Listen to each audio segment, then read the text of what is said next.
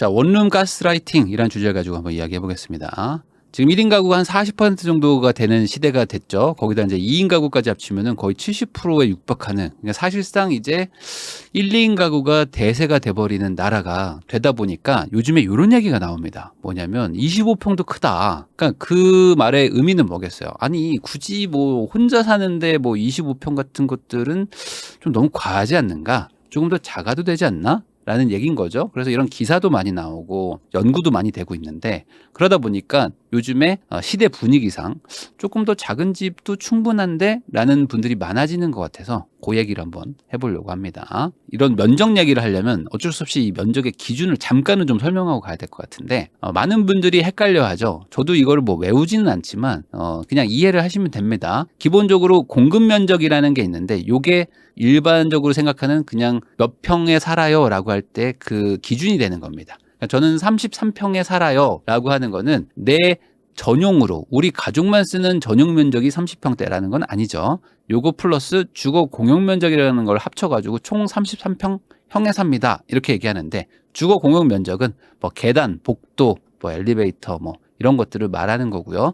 전용은 말 그대로 우리 집 사람들만 쓰는 거, 현관문 열고 들어와서 안에 쓰는 거죠. 요걸 전용 면적이라고 합니다. 근데 서비스 면적은 또 뭐야? 요게 있어요. 요건 발코니인데 우리가 소위 말하는 베란다죠. 베란다랑 발코니는 다르고 발코니가 맞습니다.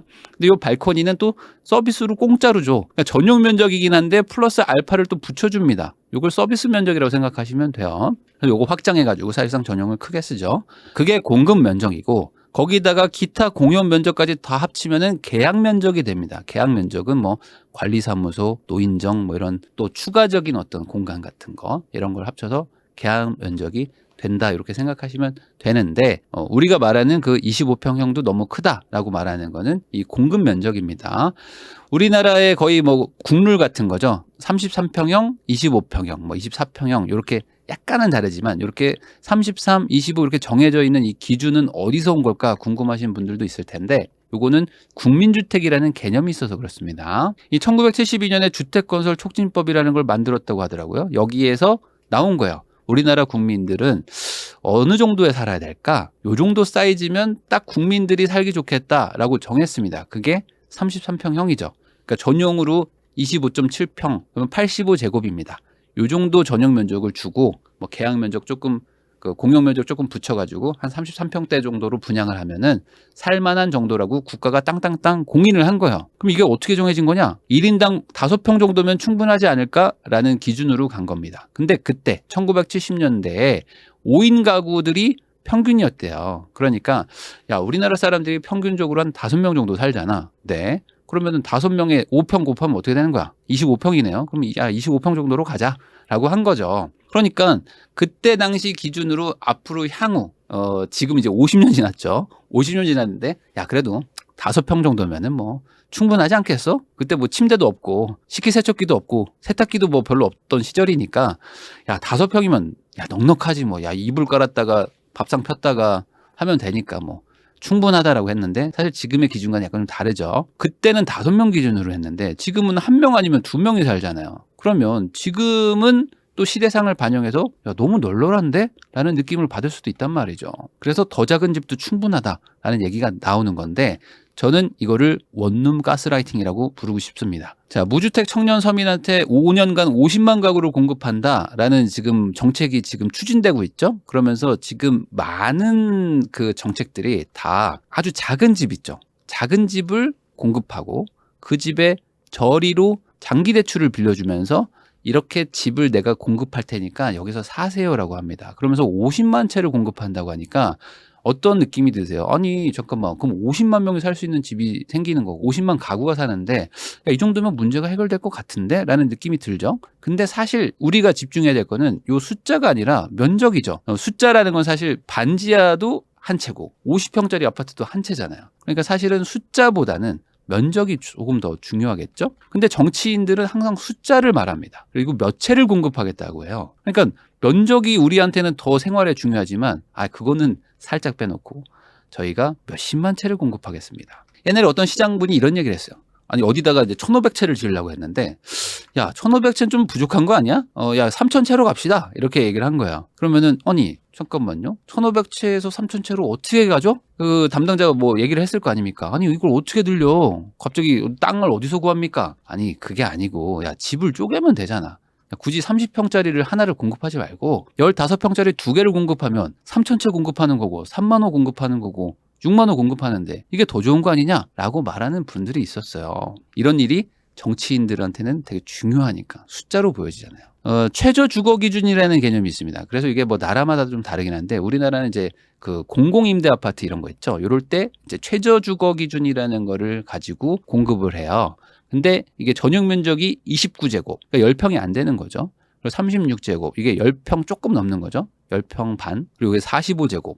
이렇게 공급이 되는데 이 아파트를 가보신 분들이나 아니면 요 정도 사이즈에 살아보시는 분들은 알겠지만 이게 최저 주거 기준이기 때문에 살기 좋다라는 느낌까지는 잘 못 받으실 거예요. 우리나라의 최저 기준이 좀 상대적으로도 좀 낮은 수준이라고 합니다. 그래서 뭐 영국은 뭐 3위는 한 그래도 한 56엔 살아야 되는데 일본이 좀 소형주택이 많은데도 한 39, 우리나라는 한 36 정도 된다고 하는데 뭐 미국 이런 데는 훨씬 넓더라고요. 그러니까 각 국가마다 다르긴 하겠지만 그래도 우리나라는 조금 이 최저의 기준이 좀 야박하다. 그래서 이 최소한의 의미라는 게 괜찮은 게 아닌 거죠. 그러니까 원룸에 산다고 하면은 살 수는 있는 거지만 뭐 살기 좋고 편한데 라는 거는 아니라는 의미라는 겁니다. 그렇지만 사실 집이 부족한 건 사실이고 지금 당장 없어서 죽겠는데 한 명한테 넉넉하게 공급한다? 이건 좀 어불성설이죠. 사실 지금 땅값도 비싸고 집값도 비싼데 작게 여러 개 지어가지고 절대적인 가격도 좀 낮추고 30평을 6억에 분양하느니 15평을 3억에 분양하는 게 더 낫지 않습니까? 이런 논리가 있다는 거죠. 거기다가 집이 부족하다고 계속 얘기를 하는데 개수부터 우선 해결을 하자. 이 논리가 강한데 이게 틀린 얘기는 아니라고 생각할 수도 있어요. 그렇지만 저는 이게 문제라고 생각합니다. 왜냐? 이거에 동조하는 분들이 결혼을 안 할 거라는 생각을 기본적으로 깔고 있는 분들이 많다 보니까 아니 결혼을 안 할 건데 원룸 살면 되는 거지 뭐 굳이 뭐 투룸 쓰리룸까지 갈 필요가 있나? 나 혼자 살아도 뭐 충분한데? 라는 생각을 하신단 말이죠. 그래서 제가 뭐 사연이 하나 들어온 게 있어서 이걸 가져왔어요. 뭐냐? 분당 역세권에 사는 30대 극후반 남자인데 지금까지 마음껏 살다가 현타가 왔다. 저는 전용 7평 정도 되는 오피스텔에 사는데 전세고 신축 오피스텔을 다니면서 쭉쭉 산 거예요. 골프 치고 차는 C클래스 타고 외모도 괜찮다. 그래서 이제 여자친구나 생기는 거에 뭐 크게 문제는 없었다는 거죠. 그래서 이제 즐겁게 살았다 이거죠. 그런데 요즘에 사회생활 하면서 여성분들과 좀 마주치게 되는데 30대 극후반으로 가니까 약간 주눅이 들더라. 근데 이게 어색하다는 거죠. 왜? 전혀 이런 생각이 들었던 적이 없었다는 거죠.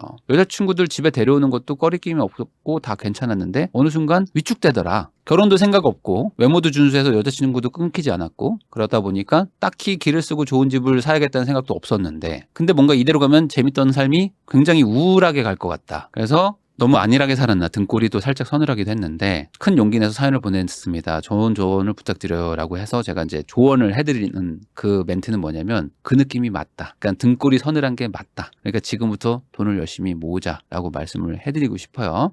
근데 이게 꽤 많은 분들이 앞으로 느껴야 될 감정일 수도 있습니다. 무슨 소리냐면 이 나이가 들면서 점점 바뀌는 게 많아요. 이런 것들 보셨죠?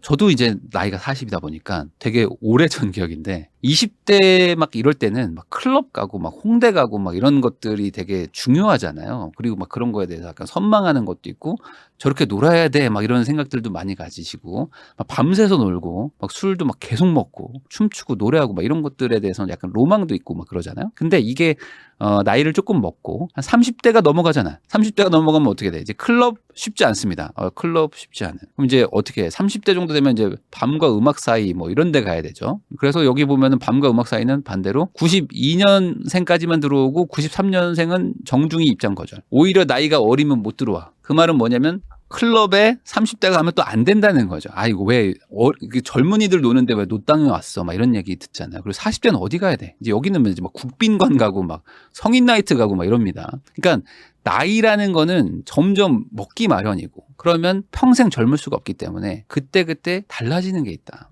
그래서 20대나 뭐 30대 초중반까지만 해도 뭐 외모나 뭐 옷이나 뭐 차 같은 걸로 좀 커버가 됩니다. 왜냐면 아니 뭐 나이가 엄청 많은데 동안이시네요. 뭐 이런 얘기 듣는 것도 30대 중반까지야. 제가 봤을 때는 40대 50대 때도 동안이세요라고 얘기한다고 해서 그게 진짜 동안은 아니거든요.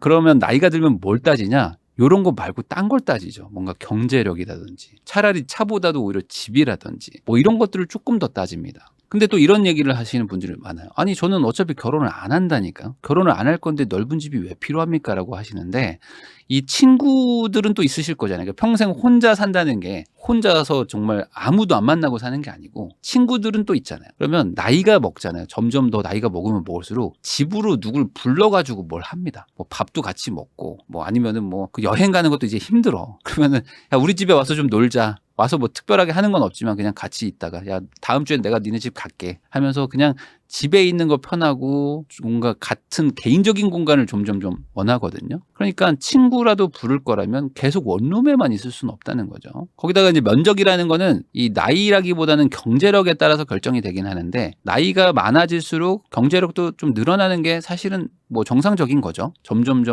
나도 저축도 하고 돈이 점점 늘어나니까.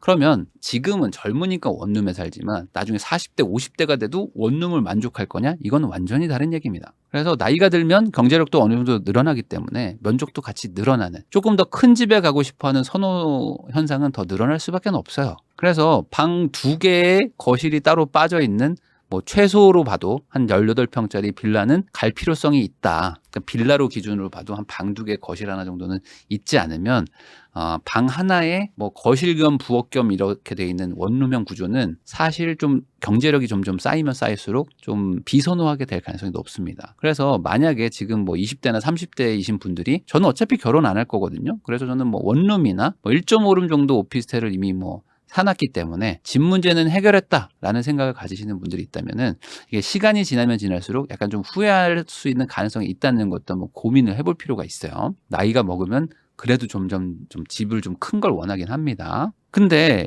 지금 정부의 정책이나 이런 사회적 분위기는 어때요? 청년이라고 딱 정해놓고 원룸을 공급하려고 그래요.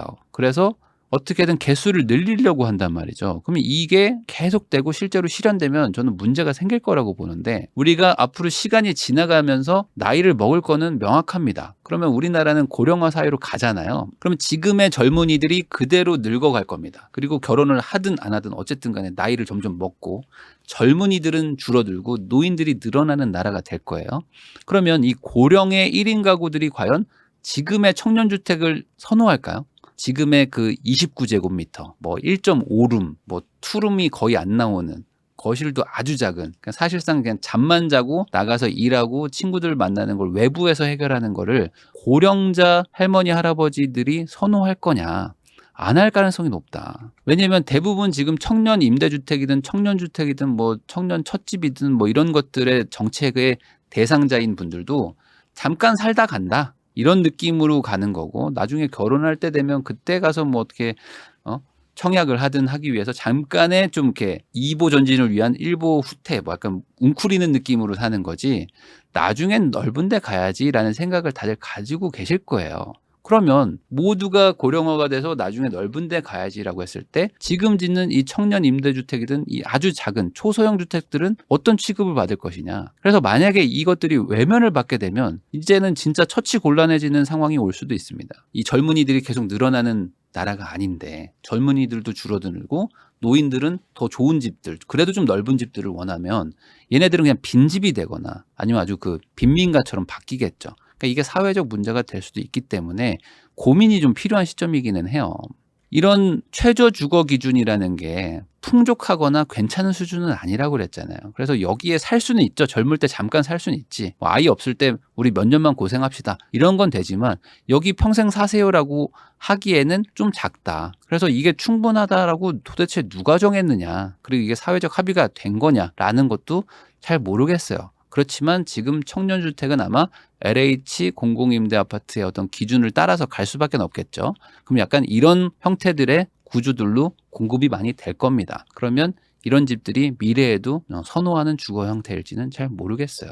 그래서 만약에 지금 독신으로 사실 분이다. 나는 절대 결혼 안 한다. 그래도 내 집에 혼자만 있지는 않을 겁니다. 분명히 친구도 있을 거고 뭐 애인이 있을 수도 있고요. 반려견을 키울 수도 있고 어떻게 될지 모르기 때문에 만약에 나는 평생 독신이다 라고 마음을 먹은 분들도 한 18평형 뭐 빌라로는 한 18평형 아파트는 그래도 한 20평대 그래서 방 2개에 거실 하나 정도 나오는 정도는 확보를 해 놓으셔야 그래도 노후가 그래도 좀 집안에서 무언가를 하면서 보낼 수 있는 그런 정도가 되지 않을까 생각을 해봅니다. 그리고 정부도 좀 이런 걸 감안해서 너무 작은 걸로 쪼개가지고 개수만 늘리려고 하지 마시고 양질의 1인 주택을 공급해 주셨으면 좋겠습니다.